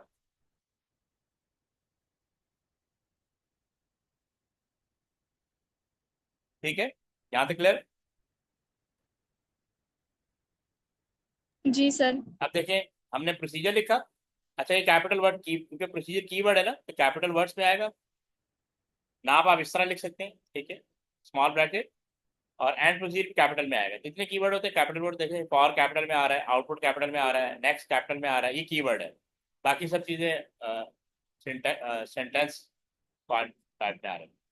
काउंट वेरिएबल स्मॉल में आ सकता है। ये 1 to 10 चलेगा प्रोग्राम। आउटपुट करेगा काउंट, यानी 1 2, ये वही प्रोग्राम है जो कल हमने किया था। अब मैंने क्या किया, मैंने सिर्फ लूप के थ्रू किया था कल, लेकिन इन्होंने कहा हम इसका प्रोसीजर बनाते हैं। तो मैं बस इसको कॉल करूंगा और ये 1 to 10 1 to 10 1 to 10 जितनी बार कॉल करूंगा उतनी टाइम ये उसको डिस्प्ले कर देगा 1 to 10। अगर मैं बगैर प्रोसीजर के चलाऊंगा ना, तो मुझे कोड खुद जाके चलाना पड़ेगा, तो वो टाइम लेगा। मैं बस इसको मैं कॉल करूंगा बाय राइटिंग इट्स नेम, और वो खुद ब खुद चला देगा। अभी तो सिंपल सा है, ये तो बड़े कॉम्प्लिकेटेड होते हैं, बहुत लेंथी लेंथी कोड होते हैं। अब मुझे बार बार कोड राइट नहीं करना। ठीक है, अब ये देखें, यहाँ पे procedure to take 2 numbers from the user and multiply them together. अब मैंने मल्टीप्लाई का प्रोसीजर बना दिया। सिंपली मैं यहाँ पे कॉल कर रहा हूँ मेन प्रोग्राम के अंदर, यहाँ पे कॉल लिखते हैं, ठीक है, यहाँ पे कॉल लिखते हैं, कॉल कैपिटल में, मल्टीप्लाई, ये कॉल करेगा, इधर जाएगा। इसने अपना कंट्रोल इधर दिया, आउटपुट, हाँ भी, एंटर नंबर, मैंने नंबर एंटर किया, यहाँ पे नंबर इनपुट करूंगा, फर्स्ट ने 4, फिर मुझसे कह रहा है सेकंड नंबर इनपुट करें, मैंने कहा 4, दोबारा मैंने 4 या 3 कर देता हूँ। ठीक है, तो मल्टीप्लाई करेगा num1 इंटू num2 और टोटल में स्टोर कर देगा 12, और 12 जो है डिस्प्ले हो जाएगा। ठीक है, यहाँ तक क्लियर है? जी सर क्लियर। जी सर। अब ये देखें, ये सम का प्रोसीजर याद है, हमने सम वाला भी किया था, फिर पहला प्रोग्राम ही हमारा सम वाला था। जी सर। ये देखें, हमने डिक्लेयर किया n1 n2 और कामा सम, और डेटा टाइप इंटीजर बना दिए। ये पहले मेरा सिंपल प्रोग्राम था। अब मैंने इसका क्या बना दिया, प्रोसीजर, और यहाँ पे मैं कॉल कर रहा हूँ सम को। तो एवरी टाइम सम का प्रोग्राम चल जाएगा। कि कैलकुलेटर में जब हम सम करते हैं ना, तो उसके पीछे ये वाला कोड लिखा होता है कि यूजर ने नंबर 1 प्रेस किया, नंबर यानी पहला नंबर इनपुट किया, फिर दूसरा नंबर इनपुट किया, बीच में वो प्लस का साइन प्रेस करता है। सीक्वेंस ये होता है कि पहला मैं ये नंबर इनपुट करूंगा, फिर मैं प्लस इनपुट करूंगा, फिर मैं नंबर 2 इनपुट करूंगा, उसके बाद ये स्टोर कर देगा सम के अंदर, और आपके जो कैलकुलेटर की स्क्रीन होती है उस पर नजर आ रहा होगा कि आपने दो नंबर, जो भी दो नंबर इनपुट किए उसका टोटल ये है। तो यहाँ पे मैं क्या कर रहा हूँ, कॉल कर रहा हूँ। ये जो कॉल करना होता है ये मेन के अंदर होता है। ठीक है, ये मैंने मेन से बाहर एक प्रोसीजर बना दिया, या फंक्शन बना दूंगा या प्रोसीजर बना दूंगा, काइंड ऑफ।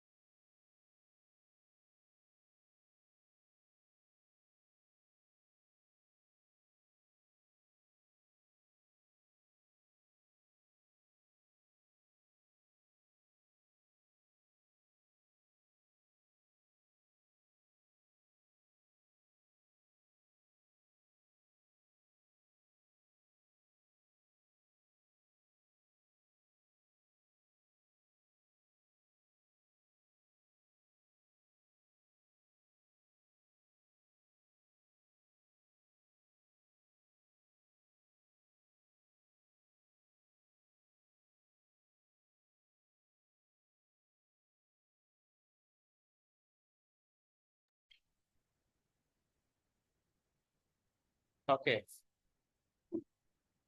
वो दाखिला के बाद, अच्छा ये देखें, ये है प्रोसीजर स्क्वायर।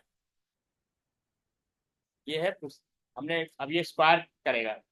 ये हमने डिक्लेयर किया नम कॉमा रिजल्ट, यहाँ पे इनपुट ले लिया आपसे, ठीक है, नम मल्टीपल नम, रिजल्ट स्टोर हो गया। अब देखिए ये सिर्फ लाइन ऑफ कोड है, ये सब आपकी लॉजिक है, बाकी कुछ भी नहीं है। आपने ऊपर प्रोसीजर लिखा, प्रोसीजर का नाम लिखा, एंड प्रोसीजर। अब मैं उसको मैनी टाइम कॉल कर रहा हूँ, call square, call square, call square. ठीक है, तो मैंने 3 टाइम कॉल किया, और एवरी टाइम वो मुझे यहाँ पे आपसे वो इनपुट मांगेगा, आप डिफरेंट वैल्यू आप इनपुट करें, और वो आपको स्क्वायर कैलकुलेट करके दे देगा।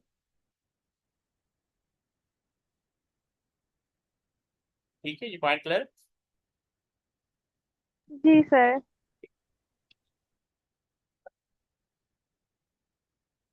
ये पढ़े, it is often to you, it is often useful to pass a value to a procedure.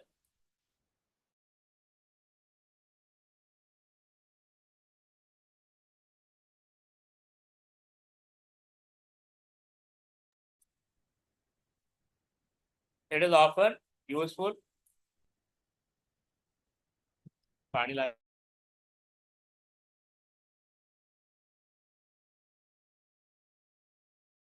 okay, it is often useful to pass a value to procedure that can be used to modify the action taken. For example, to decide how many star would be output.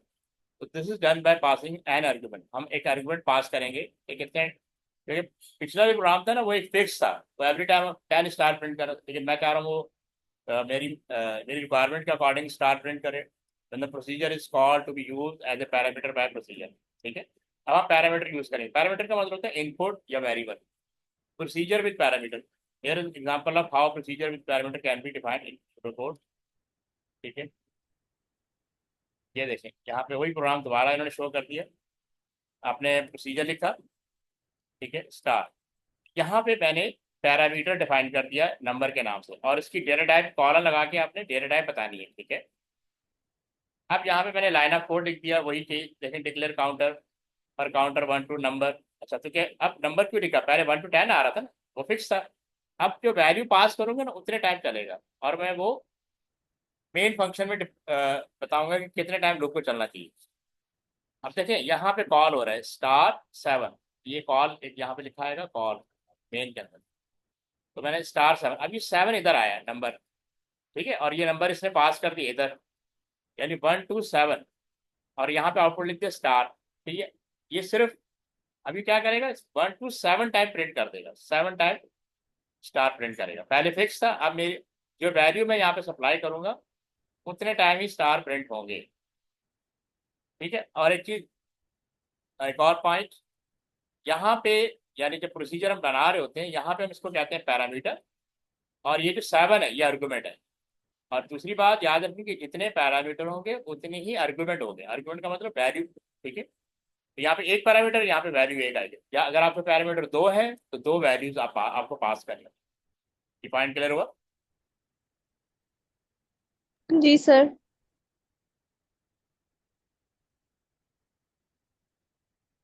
अच्छा, इसको other way भी थोड़ा कर दो। ये तो code वही है। यहाँ पे कॉल कर रहा हूँ 7, यहाँ पे फिर कह रहा है कि 7 को पहले किसी वेरिएबल में स्टोर कर दे, फिर लिखें कॉल, यहाँ पे प्रोसीजर का नाम और ब्रैकेट के अंदर माय नंबर, ब्रैकेट के अंदर माय नंबर, ये आप स्टोर कर दो। तो इस तरह भी आप शो कर सकते हैं।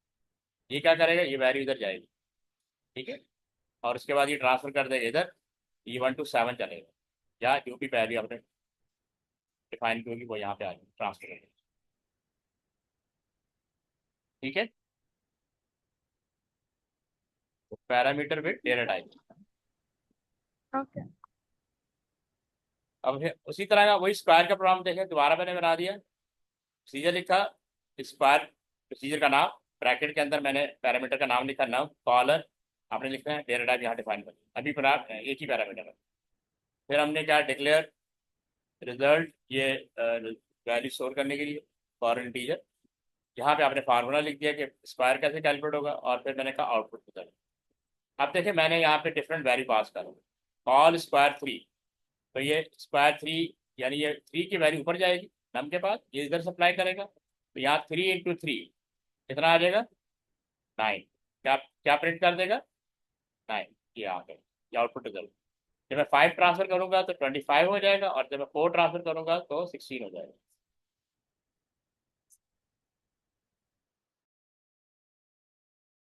Okay sir.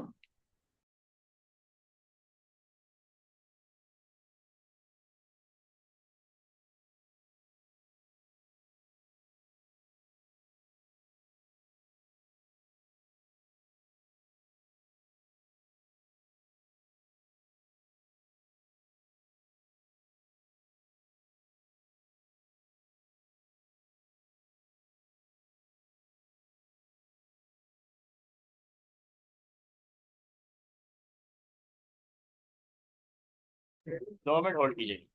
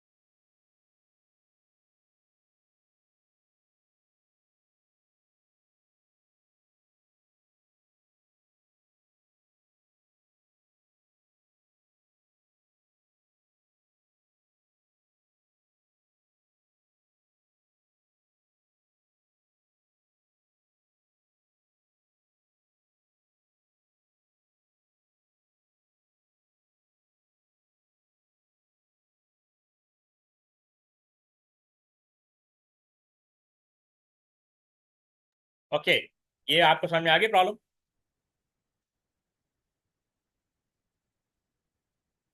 हेलो, जी जी सर। समझ आ गई आपको? हाँ जी, आ गई है। अब हम क्विकली जाते हैं फंक्शन की तरफ। How to define function.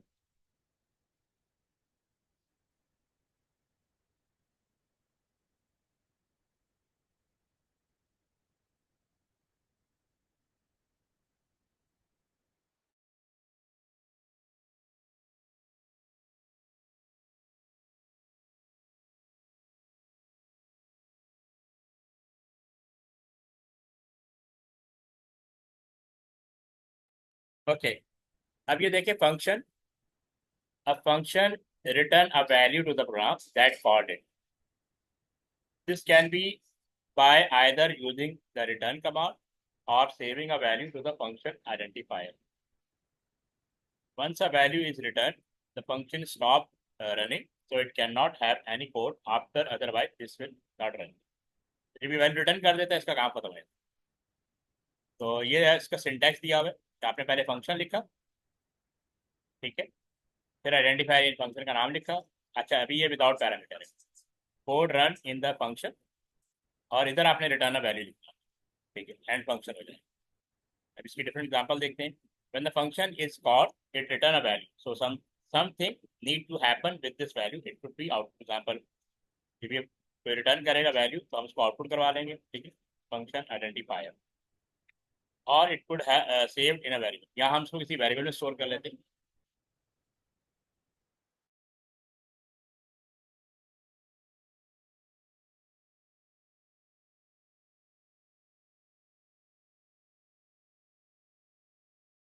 तो आउटपुट फंक्शन एंड ट्रैप, यहाँ पे हम किसी वेरिएबल में स्टोर कर लेते हैं।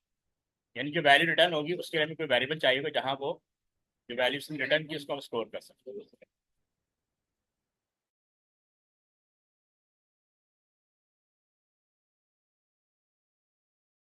ओके, अब ये देखें, वही सेम पिछले हमने मल्टीप्लाई किया था, वहाँ प्रोसीजर था, यहाँ फंक्शन है मल्टीप्लाई। अच्छा, आउटपुट, यहाँ पे यूजर से हम इनपुट ले रहे हैं। ये लाइन ऑफ कोड है जो हम ऑलरेडी पहले भी कर चुके हैं मल्टीप्लाई करने का।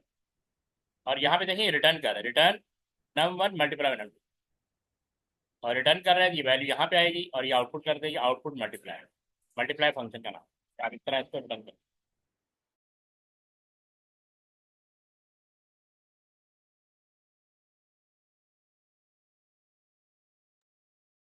ठीक है, ये पॉइंट समझ में आ गया आपको?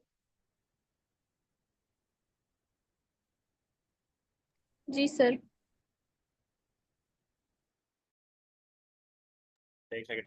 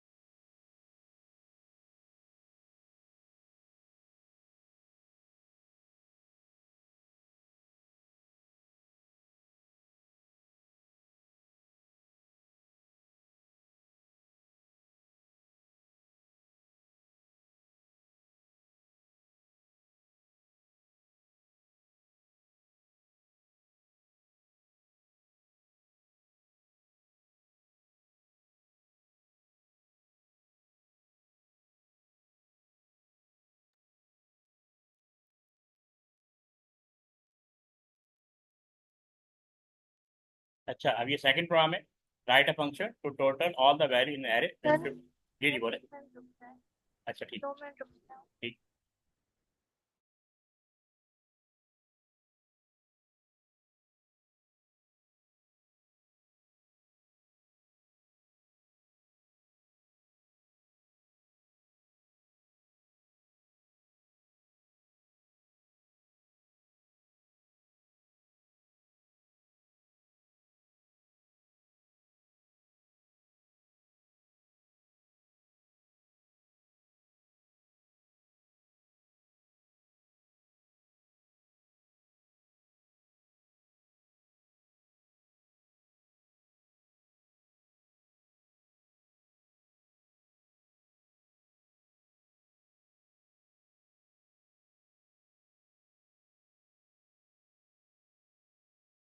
जी, are you ready?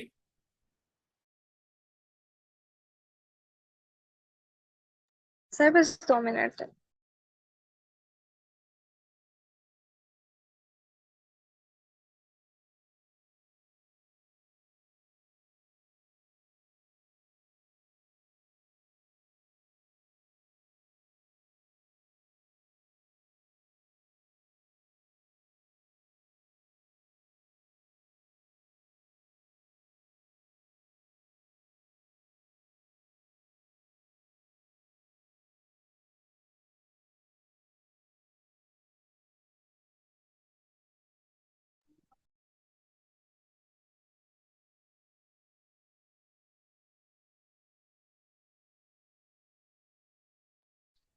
Ji sir, start कर दें।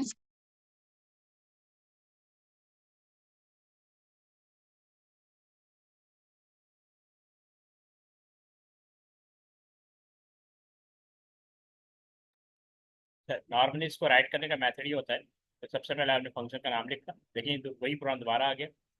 फिर फंक्शन का नाम, ठीक है, फंक्शन लिखा, फंक्शन का नाम, ये स्मॉल ब्रैकेट। अभी ये विदाउट ब्रैकेट, लेकिन इसके आगे ना आपने ये लाजमी लिखना है, रिटर्न इंटीजर। तो ये प्रोग्राम में आपको बताया जाता है कि फंक्शन जो है वो वैल्यू कौन सी रिटर्न करेगा, इंटीजर रिटर्न करेगा या स्ट्रिंग रिटर्न करेगा, जो भी रिटर्न कर रहा है वो आपने इसके आगे लिखना होगा। ठीक है, इसमें पता है कि सम जो है इंटीजर होता है उसी को रिटर्न करेगा। देखिए ये वही लाइन ऑफ कोड है जो हमने डे 1 से पढ़ा हुआ है, और इसके बाद आपने यहाँ पे रिटर्न सम लिखना है।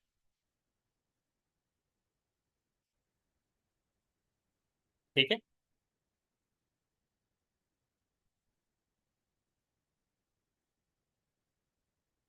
ये पॉइंट क्लियर? जी सर।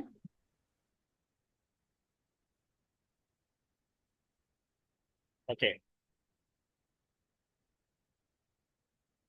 अब देखें ये एक रिक्वायरमेंट है, input are number and display its square. ठीक है, हम इनपुट करेंगे और वो डिस्प्ले करेगा स्क्वायर।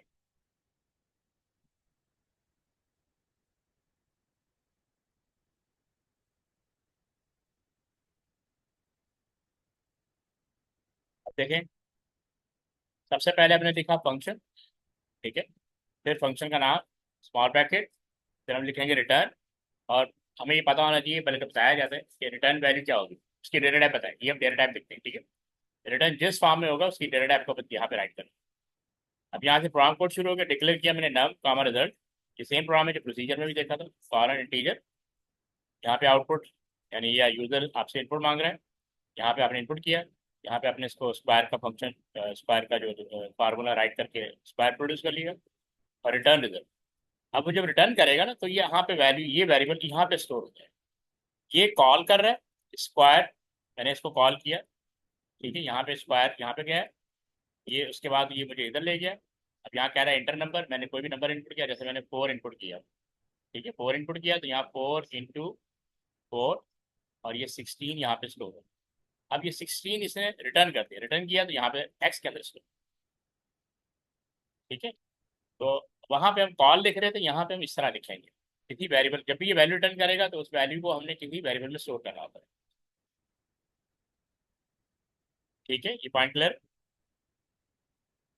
जी सर, और सर जो आपने नंबर 4 लिया था, अगर हम वो नंबर 4 लेते हैं तो नीचे जो कॉल में वो पैरामीटर्स जो होते हैं उधर भी फिर नंबर 4 आएगा नहीं, ब्रैकेट के अंदर? वो रिजल्ट आएगा ना, जैसे मैंने यहाँ 4 लिया ना, यहाँ मैंने इनपुट किया 4, ठीक है, और वो इधर आ गया, यहाँ फार्मूले पे आ गया 4 × 4, तो रिजल्ट क्या है, 16 है, 16 आएगा ना। तो ये 16 यहाँ स्टोर हो जाएगा,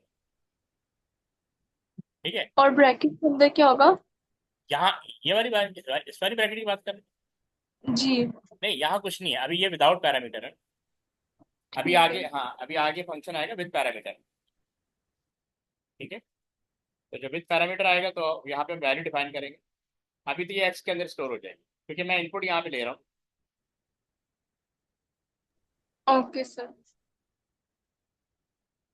अब जैसे यहाँ पे दिया create a function that input password, अब यहाँ पे आपको बताता हूँ विद पैरामीटर।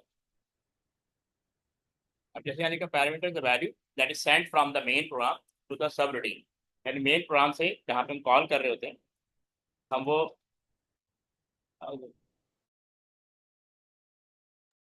जहाँ मेन प्रोग्राम से कॉल कर रहे थे वहां से वैल्यू सप्लाई करेंगे, ठीक है, to the subroutine procedure और फंक्शन। तो parameter are declared inside the bracket after subroutine name. तो यहाँ पे जैसे यहाँ प्रोसीजर लिखा हुआ है, आइडेंटिफायर प्रोसीजर का नाम, यहाँ पैरामीटर डिफाइन किया हुआ, पैरामीटर 1, पैरामीटर एक से ज़्यादा भी हो सकते हैं, नॉर्मली 2 या 3 होते हैं हमारी रिक्वायरमेंट के अकॉर्डिंग। इसी तरह ये देखिए फंक्शन, फंक्शन का नाम, और यहाँ पे पैरामीटर 1, पैरामीटर 2। पैरामीटर जब भी डिफाइन करेंगे तो उसके साथ क्या कहते हैं, डेटा टाइप आपने लाजमी डिफाइन करनी है, ठीक है।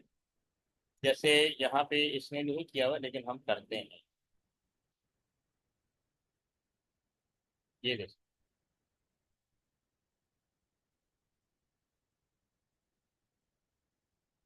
अब ये फंक्शन है सब स्ट्रिंग के नाम से, मैंने फंक्शन लिखा, फंक्शन का नाम। अब ये मैंने पहला पैरामीटर यहाँ माई स्ट्रिंग के नाम से पैरामीटर डिफाइन किया, कॉलम इसकी डेटा टाइप स्ट्रिंग है। एक और वेरिएबल ले लिया यानी पैरामीटर स्टार्ट, उसकी डेटा टाइप इंटीजर है, फिर एक और वेरिएबल लेंथ, इसकी डेटा टाइप इंटीजर।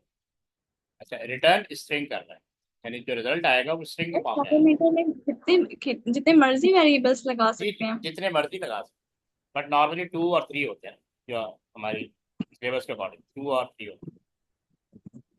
ये लाइन ऑफ कोड हो गया, this is line of code, ठीक है। What ever it is doing, ये रिटर्न कर रहा है स्ट्रिंग, ठीक है, ये रिटर्न कर रहा है स्ट्रिंग। इस तरह आप पैरामीटर डिफाइन कर सकते हैं, लेकिन डेटा टाइप के साथ करते हैं।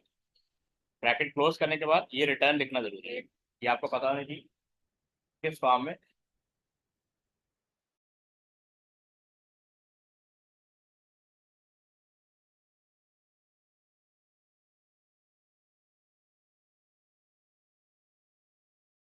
हाँ, आप ये देखें, यहाँ पे हमने एक फंक्शन डिफाइन किया हुआ पास लेंथ के नाम से, और ये पैरामीटर ले लिए पास, और उसकी डेटा टाइप स्ट्रिंग है, और लेकिन ये रिटर्न क्या कर रहा है, इंटीजर, ठीक है। यहाँ पे ये बेसिकली इस प्रोग्राम की रिक्वायरमेंट क्या है, ये आपने ये लिखा हुआ create a function that will return,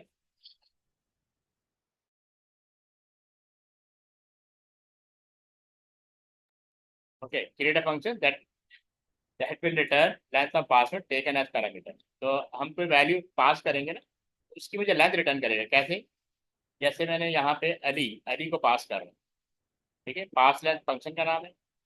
अब ये जाएगा यहाँ पे, ठीक है, इसने इसको रिटर्न कर दिया। अब लेंथ एक बिल्ट इन फंक्शन है, ठीक है, पास के अंदर वैल्यू है अली, अली की लेंथ रिटर्न करेगा और रिटर्न करके एक्स में स्टोर कर देगा, तो वो होगी 3। तो जितने भी करेक्टर मैं यहाँ पे राइट करूंगा, ठीक है, ये उसकी लेंथ को, अब यहाँ पे फंक्शन असल में 2 तरह के होते हैं, ये जो हम फंक्शन पढ़ रहे हैं यूजर डिफाइंड, और ये जो लेंथ जो है ना ये बिल्ट इन फंक्शन है। तो कल की क्लास में हम बिल्ट इन फंक्शन भी पढ़ेंगे, ठीक है, और फाइलिंग पढ़ेंगे, और हम ट्रेस टेबल पढ़ेंगे। ट्रेस टेबल पढ़ा है आपने वर्ड पहले? जी सर। हाँ, तो वो ट्रेस टेबल प्रोग्राम भी आते हैं, वो भी पढ़ेंगे, बिल्ट इन फंक्शन पढ़ेंगे, फाइलिंग पढ़ेंगे, और अगर वो टाइम बचा तो उसके आगे देखेंगे, ठीक है। तो ये प्रोग्राम समझ में आ रहा है आपको, हम यहाँ क्या कर रहे हैं? हाँ जी सर, समझ आ रही है। ठीक है, अभी मैं देखता हूँ।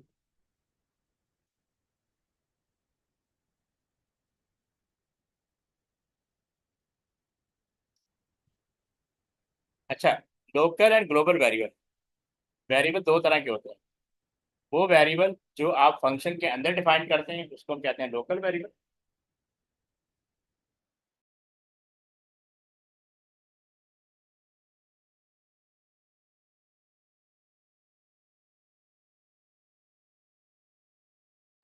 अच्छा, वेरिएबल दो तरह के होते हैं, एक लोकल वेरिएबल होता है और एक ग्लोबल वेरिएबल।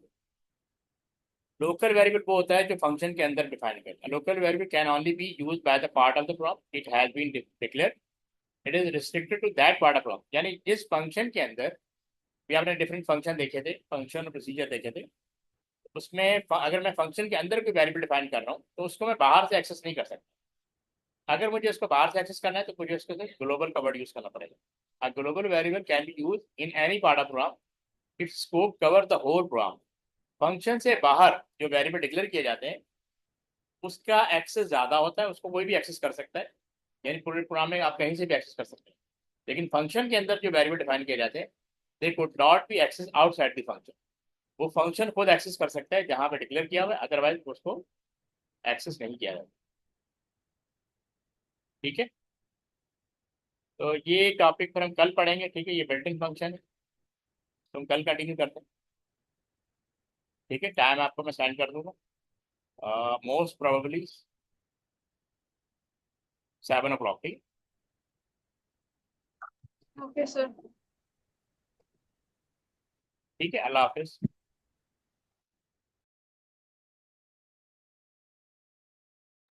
सर, जी बोले। कुछ क्वेश्चन दे दें इसके फंक्शन और प्रोसीजर के जो हम लोग करने हैं प्रैक्टिस के लिए।